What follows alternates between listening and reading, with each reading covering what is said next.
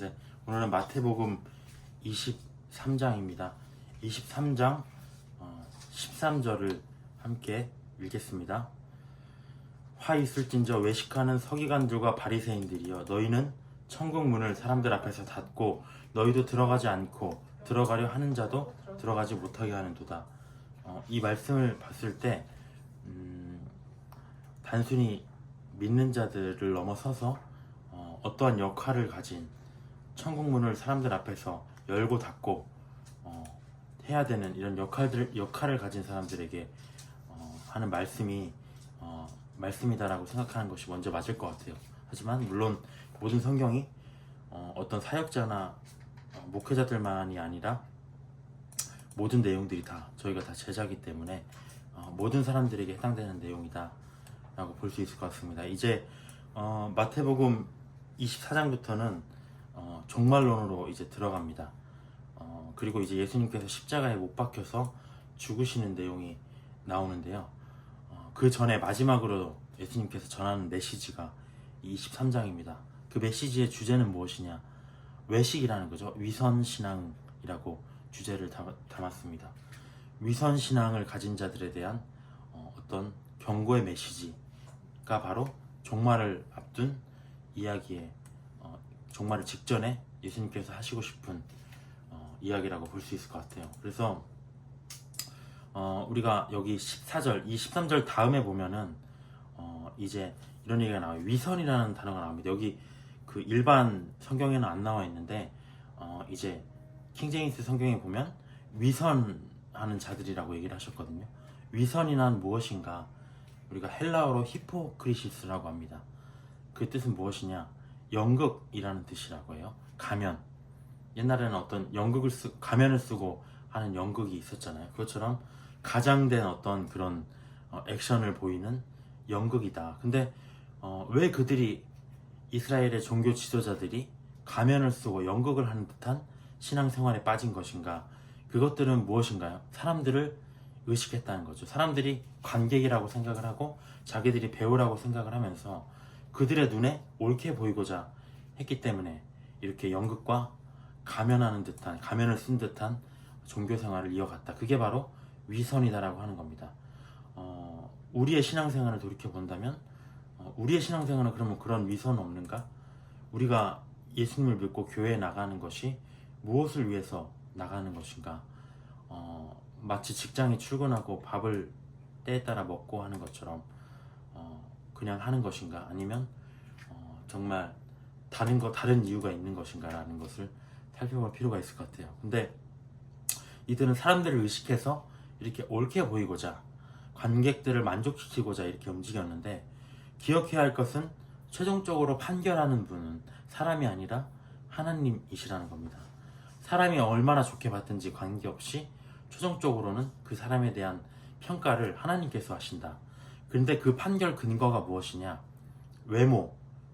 겉으로 보이는 행동이 아니라 그 속의 마음과 생각과 뜻이라는 사실입니다. 신앙생활을 우리가 하다 보면은 하나님의 뜻대로 살 때가 있지만 또 그러지 못할 때도 많이 있는 것 같아요. 근데 그럴 때마다 하나님이 이제 각자에게 어떤 심령의 두드림으로 또 어떤 상황과 환경과 어떤 사람과 그런 매와 징계로 나를 깨우치려고 하죠. 근데 내가 이 위선이 어떠한 역할을 하느냐?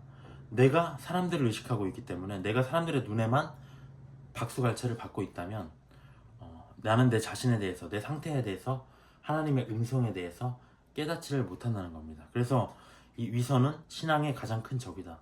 내가 잘못할 때도 있지만 그것이 잘못되었다는 걸 느끼고 회개해야 되는데 오히려 나는 잘하고 있다 라고 생각을 한다는 거죠. 그렇게 마태복음 24장에 종말로 들어가 버리면 이제는 정말 돌이킬 수 없이 심판을 받을 것이다.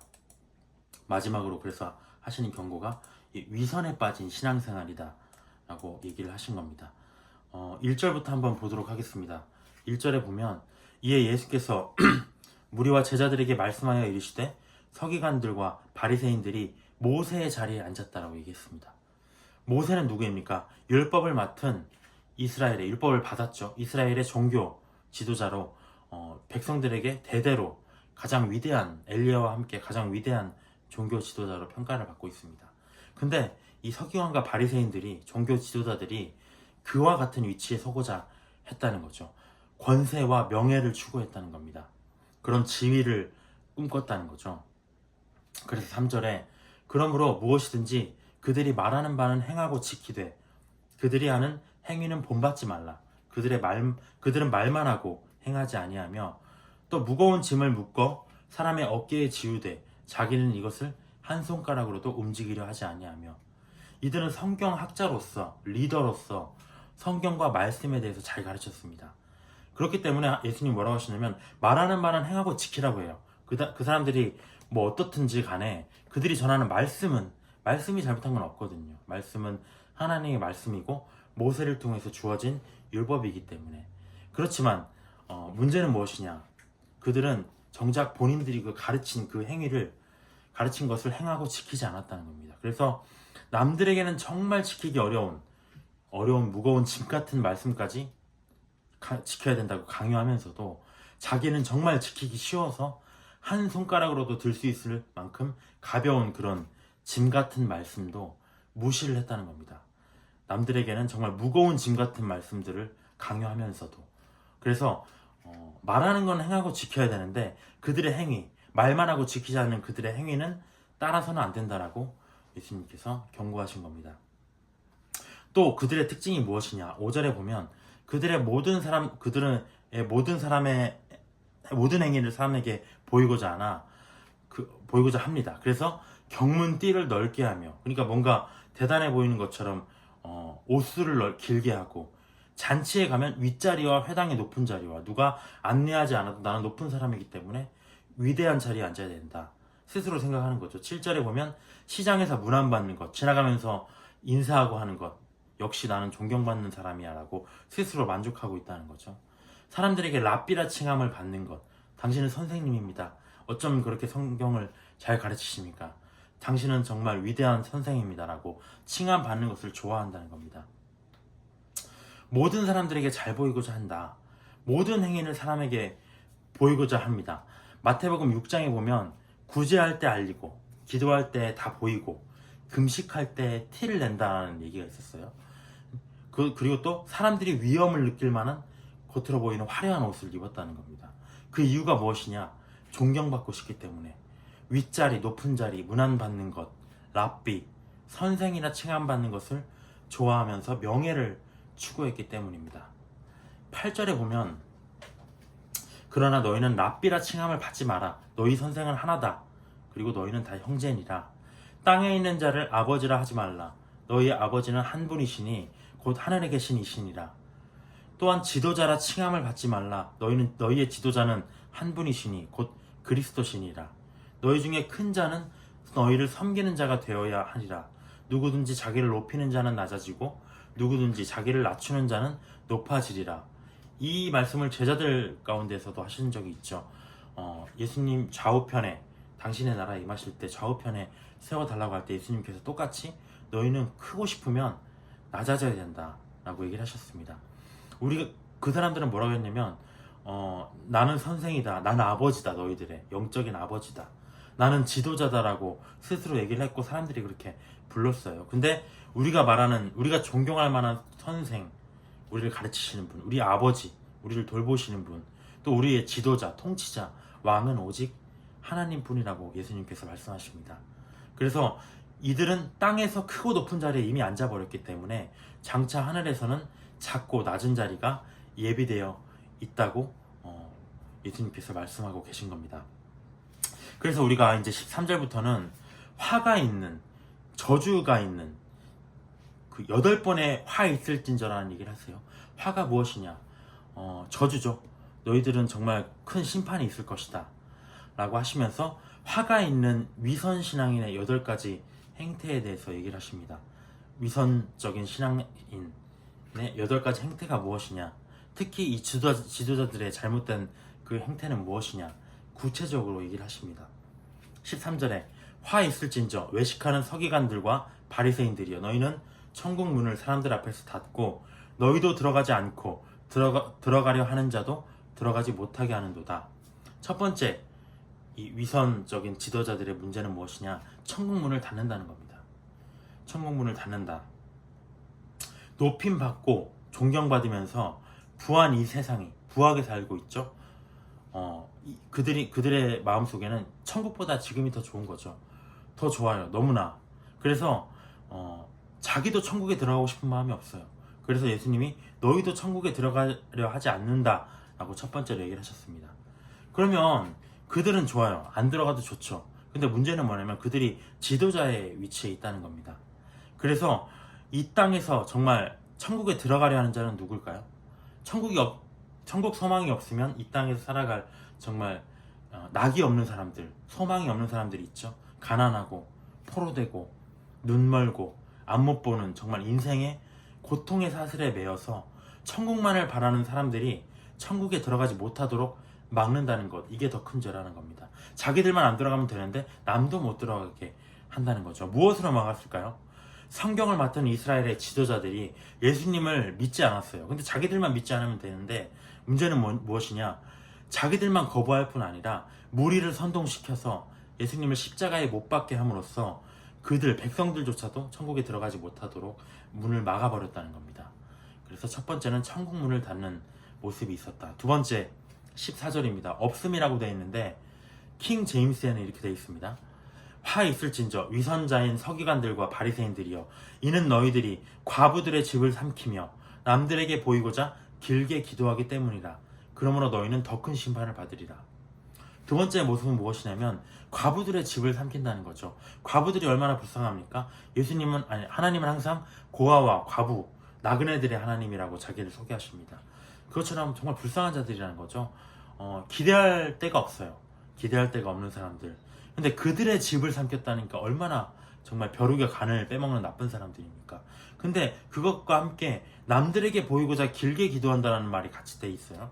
이게 무슨 말인가? 아마도 이런 말인 것 같습니다. 우리가 지금도 마찬가지지만 이 과부들의 삶을 보면, 교회에 나오는 과부들을 보면 정말 의지할 데가 없죠. 그래서 그들에게는 목사님이나 교회가 정말 영적인 아버지나 다름이 없습니다. 자기의 보호자나 다름이 없다고 생각을 하고 있어요. 그런 자들이 그들 앞에 나가가서 정말 길게 기도해 준다면 어떨까요? 그들의 마음은 완전히 빼앗기는 거죠. 근데 그게 진심이라면 상관이 없지만 어떤 목적성을 가지고 그렇게 기도를 한다면 어떻게 됩니까? 과부들이 정말 감동해서 어떠한 헌금을 내게 되고요. 그러한 헌금을 받아서 돈을 채우는 그런 상황으로 가겠죠. 그래서 과부들의 집을 삼키며 남들에게 보이고자 길게 기도한다. 이런 연결된 내용을 봤을 때 어떠한 그러한 맥락에서 또 살펴볼 수 있지 않을까. 정말 어떠한 갈급한 사람들에게 길게 정말 눈물을 쏙 빼놓게 기도해주면서 사실은 그들의 목적이 그들에게 헌금을 유도하는 그런 악한 모습이 되지 않을까. 그래서 과부들의 가산을 삼키고 길게 기도해주는 그들의 어떤 목적성을 가지고 그러한 두 번째 행태가 있다고 볼 수 있을 것 같습니다. 정말 지도자들의 문제를 계속해서 언급하고 계신 것이죠. 이제 24장부터 천국이 시작되는데, 종말이 시작되는데 그때에 가장 중요한 역할을 해야 될 자들이 누군가? 바로 지도자들이라는 말입니다. 15절에 세 번째, 화 있을진저 외식하는 서기관들과 바리새인들이여 너희는 교인 한 사람을 얻기 위하여 바다와 육지를 두루 다니다가 생기면 너희보다 배나 더 지옥 자식이 되게 하는도다. 전도한 교인들을 지옥의 자식이 되게 한다는 거죠. 우리가 여기 보면 바다와 육지를 두루 다닌다고 해요. 교인을 얻기 위해서. 정말 많은 사람들이 전 세계를 다니면서 선교와 전도를 위해서 노력을 하고 있습니다. 그렇게 그물을 던져서 물고기를 잡았다면 물고기가 빠져나가지 않도록 그물을 기우듯이 그들은 세상 사람들이었잖아요. 죄와 세상에 물든 이들을 변화시켜서 예수님의 형상이 되도록 바꾸어 놓아야 했습니다. 근데 그들은 무엇이냐면 다 모아놓고 오히려 그들을 하나님을 믿기 전보다 믿지 않은 세상 사람들보다 더 악한 자가 되게 만들었다는 겁니다. 그 이유는 무엇인가? 제대로 된 양육을 하지 못했다는 거죠. 일단 모긴 모았는데 제대로 된 하나님의 말씀을 가르치지 못했다는 겁니다. 제대로 된 본을 보이지 못했기 때문에 그들이 오히려 더 세상 사람들보다 악한 자들이 지옥 자식이 되어버렸다라고 얘기를 하신 겁니다. 네 번째는 무엇일까요? 16절부터 22절까지가 바로 네 번째 이야기입니다. 화 있을진저 눈먼 지도자여 눈먼 인도자여 너희가 말하되 누구든지 성전으로 맹세하면 아무 일 없거니와 성전에 금으로 맹세하면 지킬지라 하는도다. 어리석은 맹인들이여 어느 것이 크냐 그 금이냐 그 금을 거룩하게 하는 성전이냐. 너희가 또 이르되 누구든지 제단으로 맹세하면 아무 일 없거니와 그 위에 있는 예물로 맹세하면 지킬지라 하는도다. 맹인들이여 어느 것이 크냐 그 예물이냐 그 예물을 거룩하게 하는 제단이냐.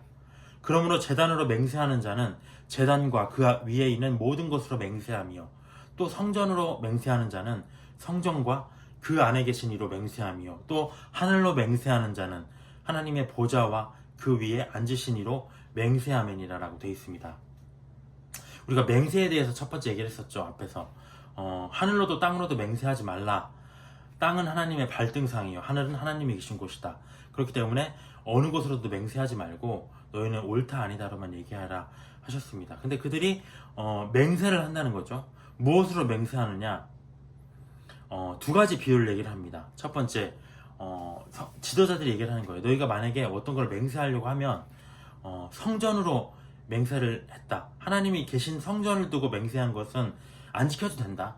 뭐 너희가 여건에 따라서 안 지킬 수도 있다. 크게 해가 되지 않을 것이다. 근데 만약에 너희가 금과 예물을 두고 우리가 반드시 뭘 하겠다라고 맹세를 하면 반드시 지켜야 된다고 가르치는 겁니다. 종교인들에게조차 하나님이 계신 성전보다도 재물이 신이 되어버린 거죠. 재물이 더 중요해. 성전은 별로 중요하지 않아. 너희가 재물을 두고 뭔가를 맹세를 한다면 그게 더 중요하다라고 얘기를 하는 겁니다. 그러니까 이 비유는 하나님보다 재물을 더 중요시 여기는 사람들의 모습을 보인다는 거죠. 근데 문제는 뭐냐면 이들이 그렇게 말하는 자들이 인도자의 직분에 있다는 겁니다. 그래서 눈먼 인도자라고 16절에 얘기했어요. 인도자긴 인정하는데 이렇게 잘못 가르치는 이유가 뭐냐면 눈이 멀어버린 인도자이기 때문에. 그럼 어떻게 됩니까? 17절에 어리석은 맹인들이 나오는 거죠. 눈먼 인도자를 따라가는 맹인들의 모습, 결국에는 그들도 다 함께 구덩이에 빠지게 된다는 겁니다. 그래서 이처럼 하나님의 뜻에 대해 알지 못하는 눈먼 인도자에게 가르침을 받으면 이 어리석은 자들도 정말 백성들도 어리석은 자가 되어서 맹인이 되어버리는 상황이 온다. 그래서 돈과 어떤 하나님에 대한 비유도 비유지만 문제는 뭐냐? 네 번째 문제는 잘못 가르친다는 거죠. 어떠한 하나님의 뜻에 대해서 잘못 가르치는 것에 대한 문제. 그리고 이제 다섯 번째입니다. 23절 24절인데 화 있을진저 외식하는 서기관들과 바리새인들이여 너희가 박하와 회양과 근체의 11조는 들이되 율법에 더 중한 바 정의와 긍휼과 믿음은 버렸도다. 그러나 이것도 행하고 저것도 버리지 말아야 할지니라. 맹인된 인도자여 하루살이는 걸러내고 낙타는 삼키는도다. 우리가 신앙에서 가장 중요한 게 무엇일까요? 예수님은 뭐라고 하시냐면 정의와 긍휼과 믿음이라고 합니다. 정의, 사람과의 관계죠. 긍휼도 마찬가지로 사람과의 관계죠. 믿음은 무엇일까요? 하나님과의 관계입니다.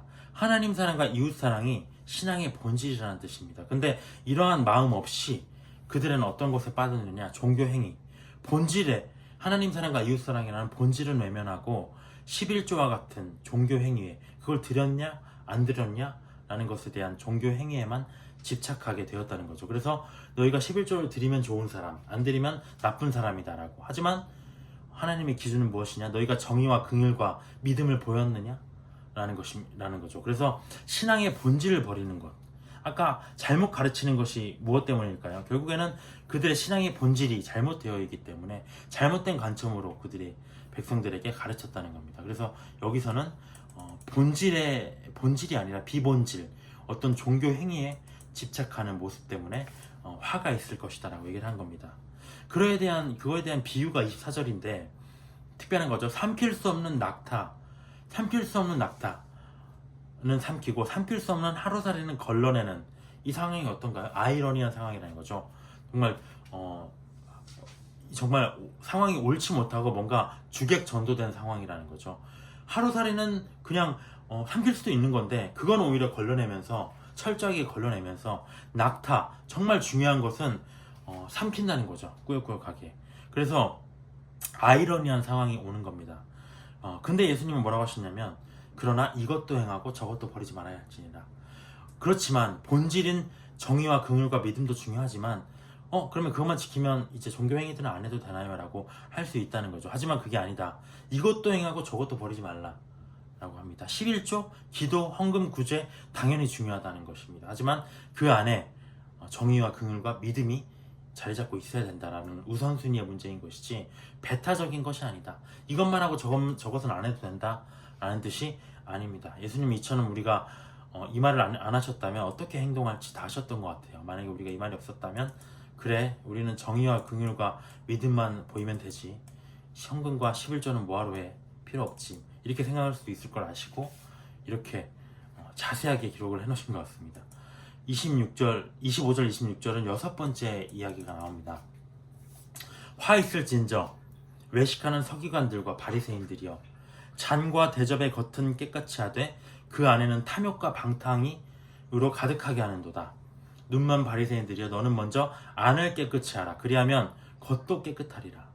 여섯 번째는 무엇이냐면 마음을 깨끗이 하는데 관심이 없다는 겁니다. 마음을 깨끗이 하는 데에는 관심이 없다. 그들은 겉을 깨끗이 하는 데는 퍽 관심이 있었어요. 그들은 어떻게 해서든지 겉이 깨끗이 보이려고 종교행위에 열심을 보였습니다. 사람들이 다 그들을 보고 정말 겉모습은 정말 깨끗하다고 느꼈어요. 근데 그들은 무엇에 관심이 없었느냐? 마음을 깨끗이 하는 데에는 관심이 없었습니다. 근데 우리가 모든 악한 것들은 마음에서 나온다고 이미 예수님이 하셨습니다. 진정으로 깨끗해지기 위해서는 마음을 깨끗하게 되어야 된다. 그래서 종교행위가 중요한 게 아니라 겉만 깨끗하게 하는 것이 아니라 마음을 깨끗하게 하는데 주력해야 된다. 마음을 깨끗하게 하기 위해서는 예수님은 뭐라고 하셨나요? 그들을 진리로 거룩하게 하옵소서. 아버지의 말씀은 진리입니다 라고 하셨듯이 말씀으로 자기 마음을 깨끗하게 하기 위해서 애를 썼어야 되지만 그들은 겉모습에 빠졌다. 외적인 외식하는 신앙생활에 빠졌다. 마음을 깨끗이 하는 데에는 관심이 없었다라고 하는 부분입니다. 그러면 일곱 번째가 이제 나오는데요. 27절과 28절에 등장을 합니다. 여긴 무엇이라고 하냐면 화 있을진저 외식하는 서기관들과 바리새인들이요. 계속해서 외식에 대해서 반복을 하시네요. 회칠한 무덤 같다 너희들은 겉으로는 아름답게 보이나 그 안에는 죽은 사람의 뼈와 모든 더러운 것이 가득하도다. 이와 같이 너희도 겉으로는 사람에게 옳게 보이되 안으로는 외식과 불법이 가득하도다. 일곱 번째 문제는 무엇이냐? 옳게 보이려고 했다는 거죠. 남들에게 옳게 보이려고. 아까는 관심이 없었어요. 마음을 깨끗이 하는데 일곱 번째는 무엇이냐? 옳게 보이고 싶었다. 그래서 우리가 무덤을 보면 그냥 여기 말했듯이 죽은 사람의 뼈와 모든 더러운 것이 가득한 무덤이에요. 근데 그 무덤에 회칠을 하얗게 거기를 덮는다고 할지언정 그것이 무덤이라는 사실이 변해지지 않죠. 근데 그들은 무익한 그런 행위를 하는 겁니다. 옳게 보이려고. 추악한 모습은 보이지 않으려고. 사람은 겉으로만 드러나지 않게 자기의 모든 것을 가리려고 합니다. 이처럼. 그래서 근데 무엇이냐? 중요한 것은 무엇이냐? 그 안에 있는 회칠한 것 안에 있는 무덤, 더러운 것, 그 더러운 것을 제거해야 되는 것, 회개하는 일이 중요한데 그들은 덮는 데 급급했다는 겁니다. 그래서 옳게 보이려고 하는 것이 바로 문제였다라는 것. 그리고 마지막 여덟 번째는 무엇이냐? 29절부터 이제 35절까지 여덟 번째 이야기를 하십니다.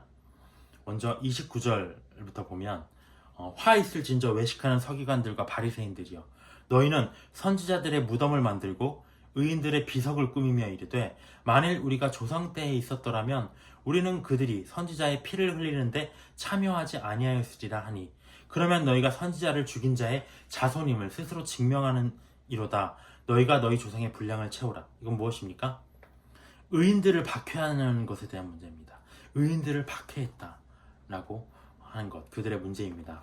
왜냐? 그들은 악인이었기 때문에 자기의 행위가 옳지 않았기 때문에 의인들을 박해했다는 겁니다. 과거에 자기 조상들이, 이스라엘의 조상들이, 구약의 선지자들이 선지자들이 있었죠. 하나님이 보내신 선지자들. 근데 그들을 누가 죽였느냐? 같은 백성들이, 같은 조상들이 죽였어요. 그러면서 그걸 그들의 그 죽은 선지자들의 비석을 어루만지면서 아이고 우리가 당신 그때 있었더라면 당신들을 죽이지 않았을 텐데 우리 조상들이 나빴습니다. 라고 얘기를 하는 겁니다. 자기들은 그렇지 않다는 거죠. 근데 예수님 뭐라고 하셨냐면 너희가 그런 선지자를 죽인 자의 자손임을 스스로 증명하고 있구나 그렇게 말함으로써 그러면서 너희 조상의 분량, 너희 조상들이 했던 그 악행의 분량, 선지자들을 죽였던 그 분량만큼 너희들도 할 것이야 라고 그 분량을 채워라 라고 얘기를 하신 겁니다. 33절에 뭐라고 하시냐면 뱀들아 독사의 새끼들아, 세례 요한도 이런 말을 했었죠. 회개하려 하지 않고 나아오는 자들에게 너희들은 독사의 새끼들이다 라고 얘기를 하셨습니다. 너희가 어떻게 지옥의 판결을 피하겠느냐?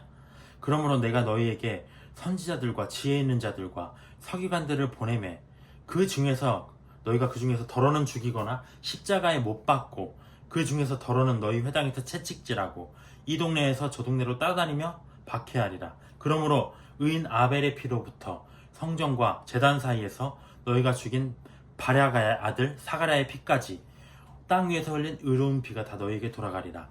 그러니까 실제로 이들은 34절과 같이 예수님과 어떻게 됩니까? 우리가 죽이거나 십자가에 못 박았다고 했죠. 실제로 예수님과 그 사도들을 결국에는 죽여서 너희 조상들, 그들의 조상들의 분량을 채우게 됩니다. 죽였다는 거죠. 그래서 자기 조상들보다 더한 일들을, 악한 일들을 했습니다.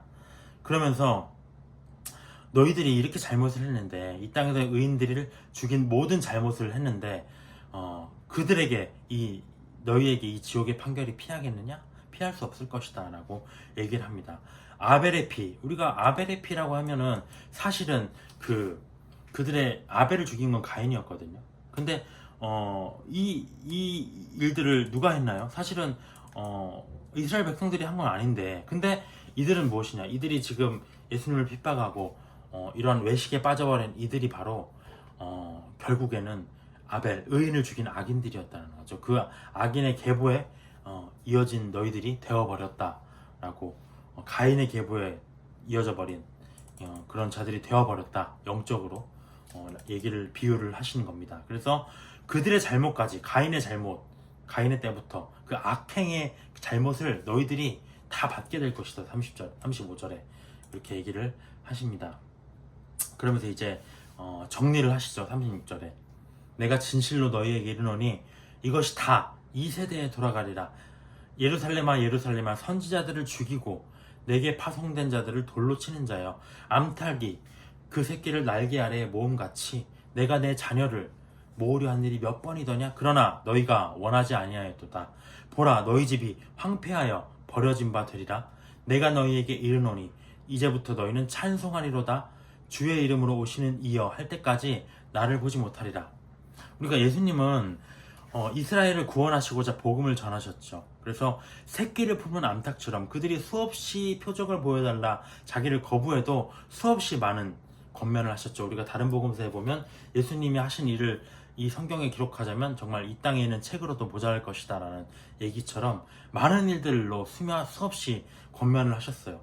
마치 도망가려는 정말 그 새끼들을 품고 품으려는 어미처럼, 암탉처럼 그들을 품으려 했다는 거죠. 하지만 그들이 결국에는 원치 않았다. 37절에.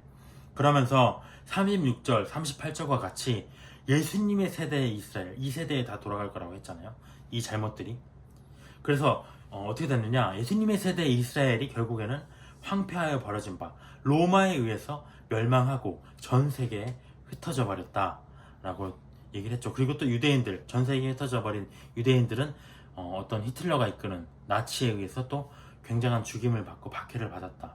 그래서 너희들이 이렇게 나를 거부했기 때문에 황폐하여 버려진 바 되리라. 이 일이 성취가 역사 속에서 되었다는 겁니다.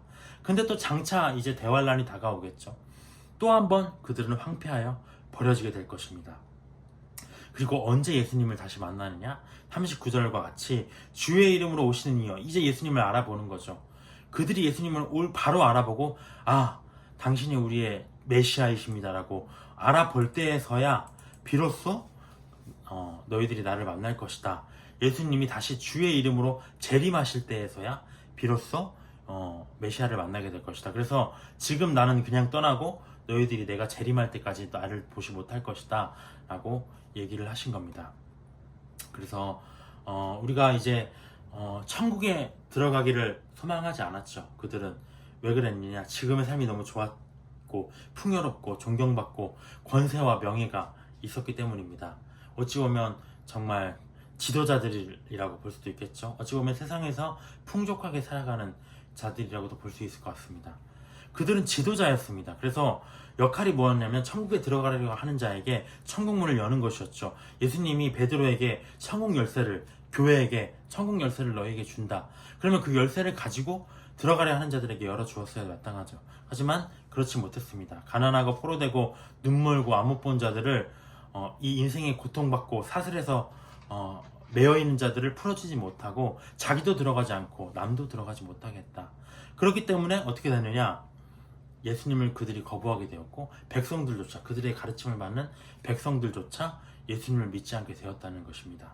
그래서 끝내 그들은 멸망을, 황폐하여 버려진 바 되었다는 겁니다. 그래서 지도자들이 이처럼 먼저 모범을 보이고 바로 가르쳐야 되겠죠. 근데 이건 이제 지도자들에 대한 이야기고, 우리의 관점에서 봤을 땐 무엇일까요? 위선입니다. 위선, 연극, 가면이라는 거죠. 정말 저도 그런 생각 많이 하는 것 같아요. 정말 가끔 마음이 답답해질 때가 있는데, 그건 무엇이냐? 이것이 맞냐? 이것이 맞는가? 하는 생각이 들 때요. 정말 어쩔 때 보면 잘하고 있다, 잘 되고 있다라고 생각이 들지만 정말 잘 되고 있을까? 그냥 잘 되고 있다고 생각하는 것이 아닐까라는 생각이 든다는 거죠. 실제로는 하나님이 보시기에는 정말 하나도 잘 되고 있고 잘하고 있지 않는데, 그냥 내가 교회에 나가고 또 예배를 드리고 말씀을 공부한다고 해서 내가 좀 괜찮은 사람이 되었구나, 나는 좀 신앙이 성숙한 사람이 되었구나, 그것이 바로 가면과 위선에 빠진다는 것. 그렇게 되면 어떻게 됩니까? 이제는 회개가 없어질 거고요. 하나님의 어떤 음성이 들리지 않게 될 것입니다. 그래서 위선을 막기 위해서는 해야 될 것이 무엇이냐? 이러한 성경 말씀들을 거울 삼아서 우리가 거울을 본다고 하잖아요. 그래서 정말 나의 어떠한 문제에 흠이 없는가? 내 자신을 살펴보는 그런 도구로 써야만 우리가 외식에서 벗어날 수 있을 것 같습니다. 이러한 위선 신앙의 저주에서 해당되지 않는 우리가 되었으면 좋겠습니다. 기도하고 마치도록 하겠습니다. 주님, 오늘 외식하는 바리새인들과 서기관들의 모습을 보았습니다. 이것은 과거의 일, 또 이스라엘의 일이 아니라 지금 나에게 주시는 말씀입니다. 나는 잘하고 있느냐? 너는 잘하고 있느냐?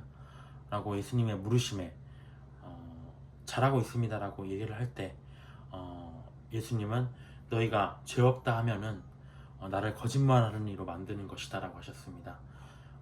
잘 될 때, 잘하고 있다고 생각이 될 때 다시 한번 내 자신을 돌아보고 늘 겸손하고 낮은 자세로 주님께 구하고 간구하는 저희들이 되게 하여 주시옵소서. 감사드리며 예수님의 이름으로 기도드렸습니다. 아멘.